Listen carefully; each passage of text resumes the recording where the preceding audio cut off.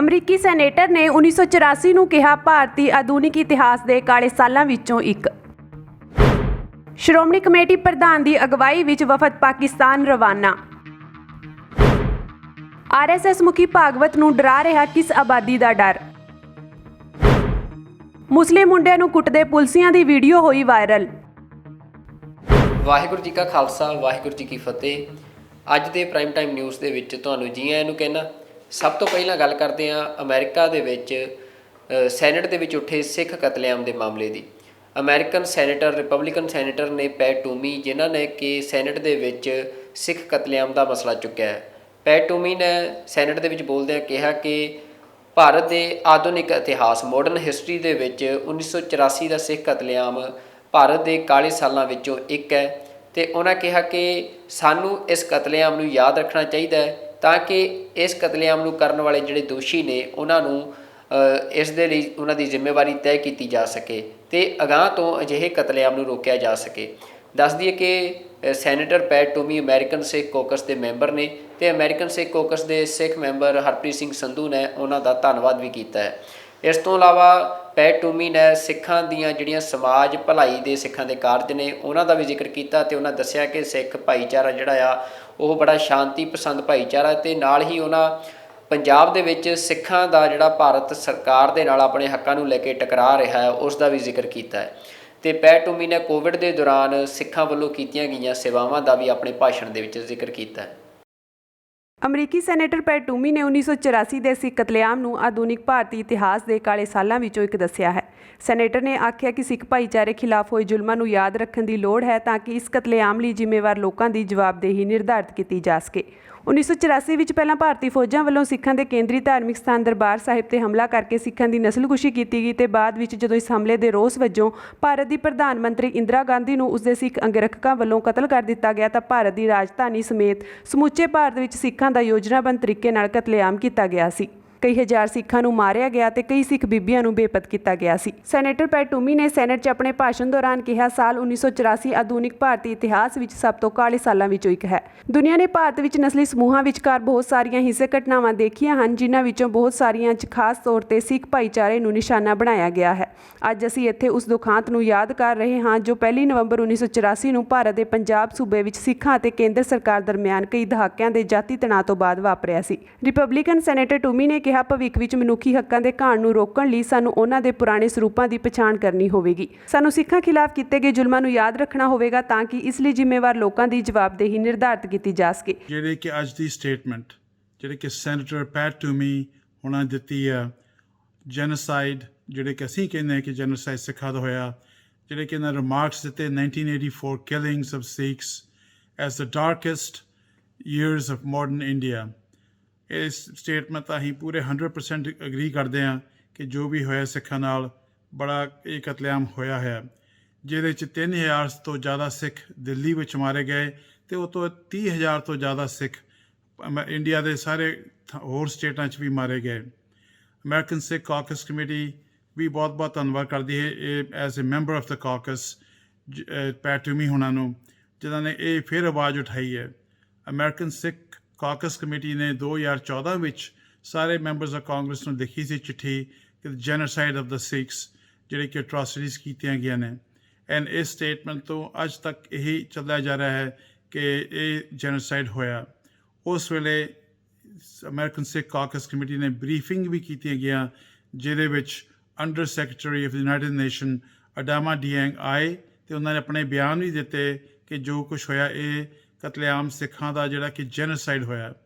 ਸੋ pet ਟੂਮੀ ਨੇ ਰਾਈਟਫੁਲੀ ਇਹ ਵੀ ਕਿਹਾ ਕਿ ਸਿੱਖਸ ਇਸ ਬਾਰੇ ਕਿ ਸਿੱਖਾਂ ਜੋ ਹੈ we must remember the atrocities committed against the Sikhs so that those responsible may be held accountable and this type of tragedy is not repeated against the Sikh community or other communities across the globe. And ਇਹ ਟੂਮੀ ਹੁਣਾਂ ਨੇ ਬੜੀ ਵੱਡੀ ਗੱਲ ਕਹੀ ਹੈ ਕਿ ਜੋ ਵੀ ਜਿਨ੍ਹਾਂ ਨੇ ਕੀਤਾ ਉਹਨਾਂ ਨੂੰ ਅਕਾਊਂਟੇਬਲ ਕੀਤਾ ਜਾਵੇ। ਅਸੀਂ ਅਤੇ ਸਿੱਖ ਸਾਰੇ ਥਾਵਾਂ 'ਤੇ ਹਾਲੀ ਵੀ ਆਸ ਕਰਦੇ ਹਾਂ ਕਿ ਜਿਨ੍ਹਾਂ ਨੇ ਕਤਲੇਆਮ ਕੀਤਾ ਉਹ ਉਹਨਾਂ ਨੂੰ ਇਹ ਜੇਲ੍ਹ ਜਾਂ ਹੋਰ ਉਹਨਾਂ ਦੇ ਜਸਟਿਸ ਦਿੱਤਾ ਜਾਵੇ, ਜਿਹੜੇ ਕਿ ਫੈਮਲੀਜ਼ ਉਦੋਂ ਤੋਂ ਇਸ ਅਫਸੋਸ ਟਾਈਮ ਤੋਂ ਬਚ ਰਹੇ ਨੇ।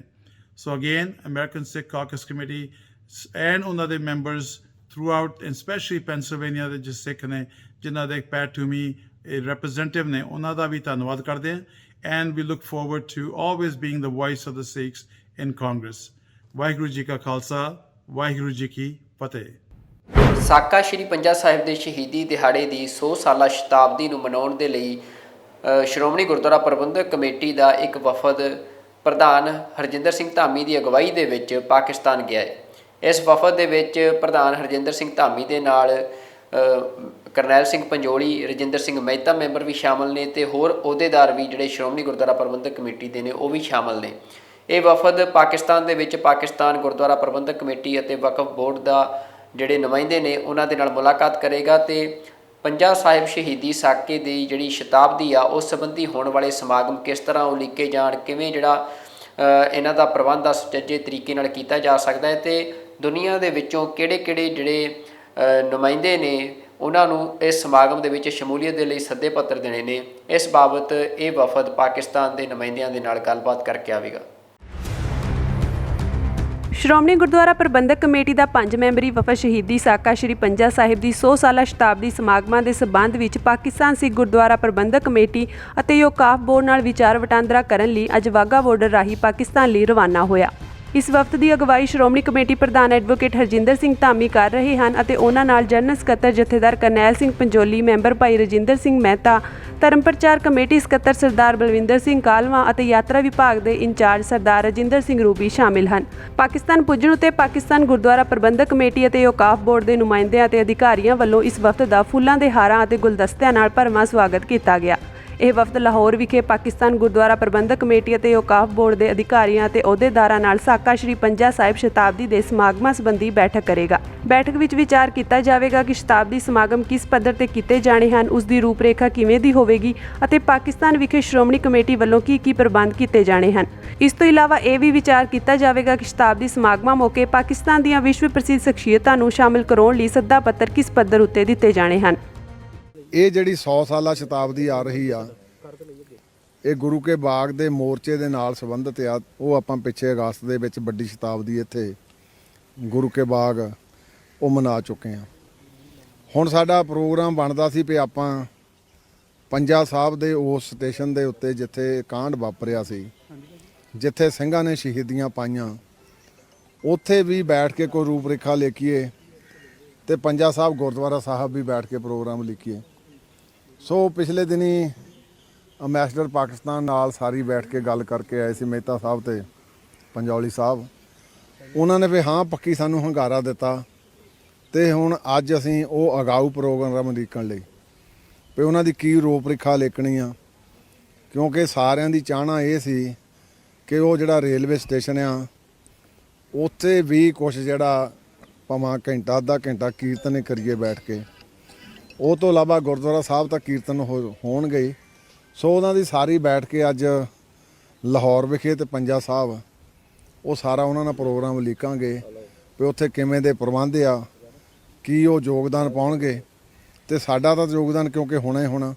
ਇਸ ਕਰਕੇ ਅਸੀਂ ਸਾਰੇ ਤਿੰਨੇ ਮੈਂਬਰ ਸਾਹਿਬਾਨ ਸਾਡੇ ਮਹਿਤਾ ਸਾਹਿਬ, ਪੰਜੌਲੀ ਸਾਹਿਬ ਤੇ ਮੈਂ ਤੇ ਨਾਲ ਕਾਲਮਾ ਸਾਹਿਬ ਸਾਡੇ ਧਰਮ ਪ੍ਰਚਾਰ ਦੇ ਸਕੱਤਰ ਤੇ ਰੂਬੀ ਸਾਡਾ ਮੈਨੇਜਰ, ਅਸੀਂ ਪੰਜੇ ਜਾ ਰਹੇ ਹਾਂ। ਉੱਥੇ ਬੈਠ ਕੇ ਫਿਰ ਸਾਰਾ ਪ੍ਰੋਗਰਾਮ ਲਿਖ ਕੇ ਆਵਾਂਗੇ। ਪ੍ਰੋਗਰਾਮ ਕੀ ਲਿਖਿਆ ਗਿਆ ਜੀ ਜਿਹੜੀ ਸ਼ਤਾਬਦੀ ਮਨਾਈ ਜਾਂਦੀ? ਕਿਉਂਕਿ 30 ਅਕਤੂਬਰ ਡੇਟ ਆ ਤੇ 30 ਅਕਤੂਬਰ ਇੱਥੇ ਅਸੀਂ ਮਨਾਉਣੀ ਚਾਹੁੰਦੇ ਸੀ। ਹੁਣ ਅਸੀਂ ਕਿਉਂਕਿ ਉਹ ਦੇਸ਼ ਵਿਦੇਸ਼ ਦੀਆਂ ਸੰਗਤਾਂ ਵੀ ਆਉਂਦੀਆਂ, ਉਹ ਤਾਂ ਅਸੀਂ ਪਾਕਿਸਤਾਨ ਮਨਾਵਾਂਗੇ ਤੇ ਅੱਜ ਫੈਸਲਾ ਸਵੇਰੇ ਬੈਠ ਕੇ ਕਰਦੇ ਸੀ ਵੀ ਇਹਨੂੰ ਫਿਰ ਆਪਾਂ 1-2 ਦਿਨ ਇੱਥੇ ਅੱਗੇ ਲੈ ਆਈਏ। ਜਿਹੜੀ ਮੰਜੀ ਸਾਹਿਬ ਦੀਵਾਨ ਹਾਲ 'ਚ ਮਨਾਉਣੀ ਆ ਉਹਨੂੰ 1-2 ਦਿਨ ਮੋਹਰੇ ਕਰ ਲਾਂਗੇ।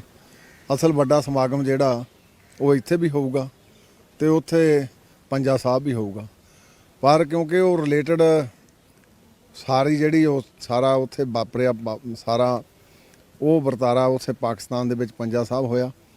ਸੋ ਉੱਥੇ ਮੈਂ ਵੀ ਜਾਊਂਗਾ, ਜਥੇਦਾਰ ਅਕਾਲ ਤਖਤ ਸਾਹਿਬ ਵੀ ਮੈਂਬਰ ਸਾਹਿਬਾਨ ਵੀ ਸਾਡੇ ਜਾਣਗੇ। 200 ਮੈਂਬਰ ਦੀ ਸਾਨੂੰ ਉਹਨਾਂ ਨੂੰ ਅਲਾਓ ਕੀਤੀ ਆ ਉਹਨਾਂ ਨੇ। ਸੋ ਵੱਡਾ ਉੱਥੇ ਮਨਾਵਾਂਗੇ, ਪਰ ਉਦੋਂ ਵੱਡਾ ਇੱਥੇ ਵੀ ਮੰਜੀ ਸਾਹਿਬ ਦੀਵਾਨ ਹਾਲ ਤਰੀਕਾ ਆ ਕੇ ਹੁਣ ਮੀਟਿੰਗ ਤੋਂ ਬਾਅਦ ਫਿਰ ਆ ਕੇ ਤੈਅ ਕਰਾਂਗੇ।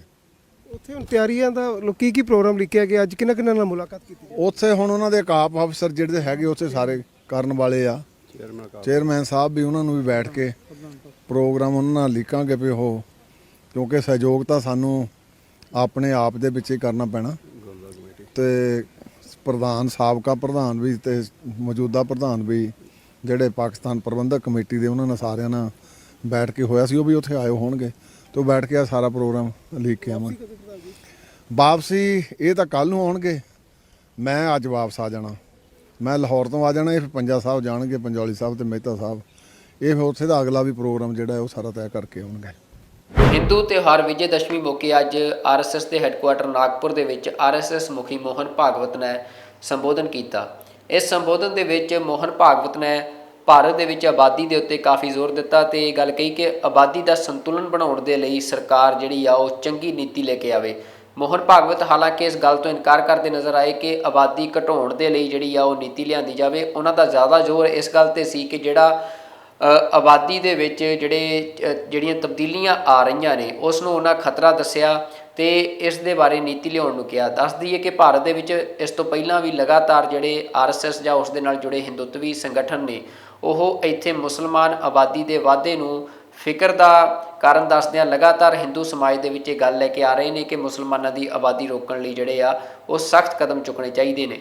ਪਿਛਲੇ ਸਮੇਂ ਵਿੱਚ ਭਾਰਤ ਸਰਕਾਰ ਵੱਲੋਂ, ਜੋ ਕਿ ਇਸ ਸਮੇਂ ਭਾਜਪਾ ਦੀ ਹੈ, ਜੋ ਆਰਐਸਐਸ ਦੇ ਨਾਲ ਜੁੜੀ ਮੰਨੀ ਜਾਂਦੀ ਹੈ, ਤੇ ਜਿਸ ਵੱਲੋਂ ਸੀਏਏ ਕਾਨੂੰਨ ਵੀ ਲਿਆਂਦਾ ਗਿਆ ਸੀ ਜਿਸ ਦਾ ਕਿ ਮੁਸਲਿਮ ਭਾਈਚਾਰੇ ਦੇ ਵੱਲੋਂ ਸਖਤ ਵਿਰੋਧ ਕੀਤਾ ਗਿਆ ਸੀ। ਕਈ ਥਾਵਾਂ ਦੇ ਉੱਤੇ ਮੁਸਲਿਮ ਭਾਈਚਾਰੇ ਅਤੇ ਹਿੰਦੂ ਸੰਗਠਨਾਂ ਤੇ ਪੁਲਿਸ ਦੇ ਨਾਲ ਜਿਹੜੀਆਂ ਹਿੰਸਕ ਝੜਪਾਂ ਵੀ ਹੋਈਆਂ ਸੀ। ਤਾਂ ਅੱਜ ਫਿਰ ਮੋਹਨ ਭਾਗਵਤ ਨੇ ਆਪਣੇ ਇਸ ਸਪੀਚ ਦੇ ਵਿੱਚ ਇਸ ਗੱਲ ਤੇ ਜ਼ੋਰ ਦਿੱਤਾ ਕਿ ਭਾਰਤ ਸਰਕਾਰ ਜਿਹੜਾ ਆਬਾਦੀ ਦਾ ਸੰਤੁਲਨ ਆ ਉਸ ਨੂੰ ਬਣਾਉਣ ਦੇ ਲਈ ਕੋਈ ਜਿਹੜੀ ਨਵੀਂ ਨੀਤੀ ਆ ਉਹ ਜ਼ਰੂਰ ਲੈ ਕੇ ਆਵੇ। जनसंख्या बहुत कम हो गई तो फिर बढ़ना बंद होता है तो समाज के समाज लुप्त हो जाते हैं, भाषाएं लुप्त हो जाती है। कितनी भाषाएं दुनिया की बोलने वाले नहीं रहे, भाषाएं समाप्त हो गई। और इसलिए ऐसा समग्र विचार करना चाहिए। और ये भी हम देखते हैं कि जनसंख्या में प्रमाण का भी संतुलन चाहिए। हम भुगते हैं, जनसंख्या का असंतुलन हुआ तो 50 साल पहले उसके गंभीर परिणामों को हमने भुगता। और केवल हमारा ऐसा हुआ ऐसा नहीं, आज की तारीख में पूर्व तिमोर नाम का एक नया देश बना, दक्षिण सूडान नाम का नया देश बना, कोसोवो बना। जनसंख्या में पंथ संप्रदाय के प्रमाण में अंतर आने से नए देश बन गए, देश टूट गए। यह असंतुलन जन्मदर एक भाग है उसका, लेकिन जोर जबरदस्ती या छल कपट से, लालच से मतांतरण, यह सबसे बड़ा फैक्टर है। और जहां सीमा पार से घुसपैठ होती है वहां घुसपैठ से भी यह होता है। उस संतुलन का भी ध्यान रखना देश हित की दृष्टि से अनिवार्य बात है। और इसलिए जनसंख्या की एक समग्र नीति बने, वो सब पर समान रूप से लागू हो, एक बार बनने के बाद किसी को छूट न मिले और समाज इसको स्वीकार कर ले, इसलिए उसके लिए मन बनाकर उसको लाया जाए, इसकी आवश्यकता है। ਭਾਰਤ ਦੀ ਹਵਾਈ ਫੌਜ ਦੀ ਗੱਲ ਕਰਨੀ ਹੋਵੇ ਤਾਂ ਭਾਰਤ ਦੇ ਹਵਾਈ ਜਿਹੜੇ ਜਹਾਜ਼ ਨੇ ਉਹ ਲਗਾਤਾਰ ਹਾਦਸਿਆਂ ਦਾ ਸ਼ਿਕਾਰ ਹੁੰਦੇ ਰਹਿੰਦੇ ਨੇ।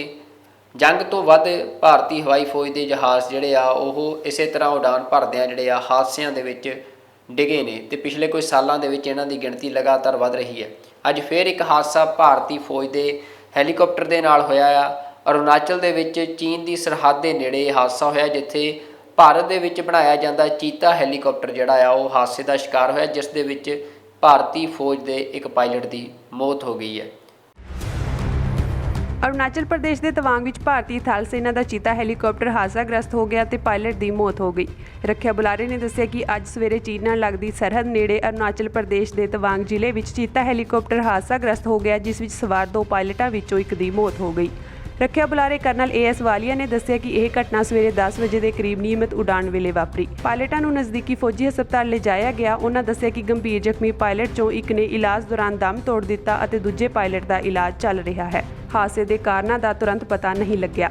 ਬੀਤੇ ਦਿਨ ਹੀ air chief marshal VR Chaudhary ਨੇ ਕਿਹਾ ਸੀ ਕਿ ਭਾਰਤੀ ਹਵਾਈ ਫੌਜ ਨੇ ਪੂਰਬੀ ਲੱਦਾਖ ਵਿੱਚ ਅਸਲ ਕੰਟਰੋਲ ਰੇਖਾ ਦੇ ਨਾਲ ਚੀਨੀ ਗਤੀਵਿਧੀਆਂ ਨਾਲ ਨਜਿੱਠਣ ਲਈ ਢੁਕਵੇਂ ਤਣਾਅ ਰਹਿਤ ਉਪਾਅ ਕੀਤੇ ਹਨ।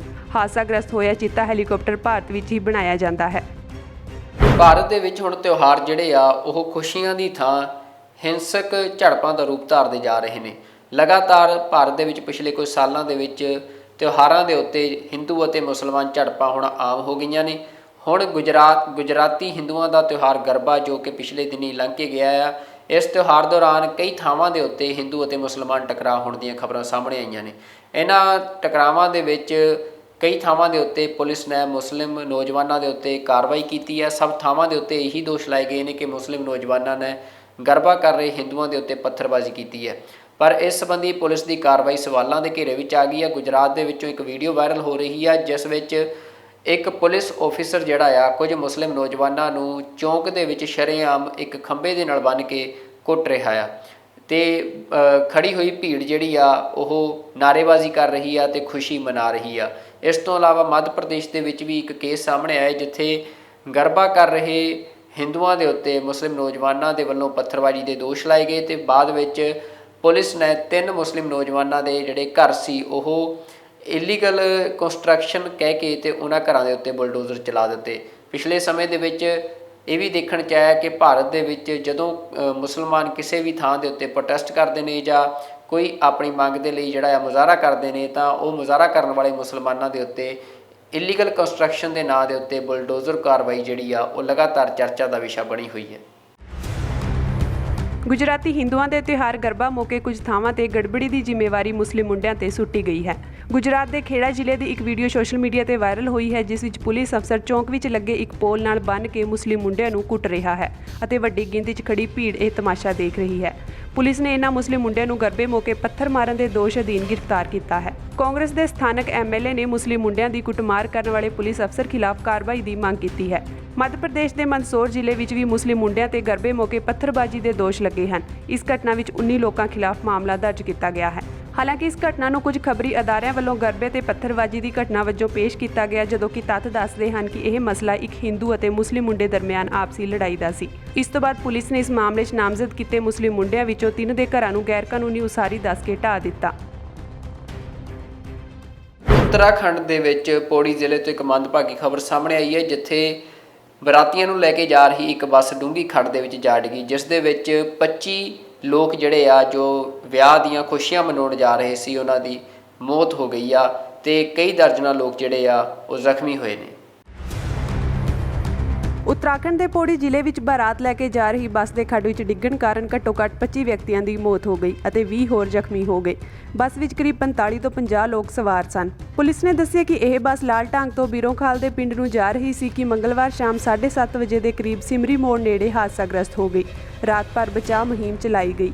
ਬੱਸ 'ਚ ਫਸੇ 20 ਜ਼ਖਮੀਆਂ ਨੂੰ ਬਾਹਰ ਕੱਢ ਕੇ ਹਸਪਤਾਲ 'ਚ ਭਰਤੀ ਕਰਵਾਇਆ ਗਿਆ ਹੈ। ਅੱਜ ਦੀਆਂ ਖਬਰਾਂ ਵਿੱਚ ਫਿਲਹਾਲ ਇੰਨਾ ਹੀ। ਕੱਲ੍ਹ ਨਵੀਆਂ ਖਬਰਾਂ ਲੈ ਕੇ ਤੁਹਾਡੇ ਅੱਗੇ ਹਾਜ਼ਰ ਹੋਵਾਂਗੇ। ਉਦੋਂ ਤੱਕ ਰੱਬ ਰਾਖਾ। ਵਾਹਿਗੁਰੂ ਜੀ ਕਾ ਖਾਲਸਾ, ਵਾਹਿਗੁਰੂ ਜੀ ਕੀ ਫਤਿਹ।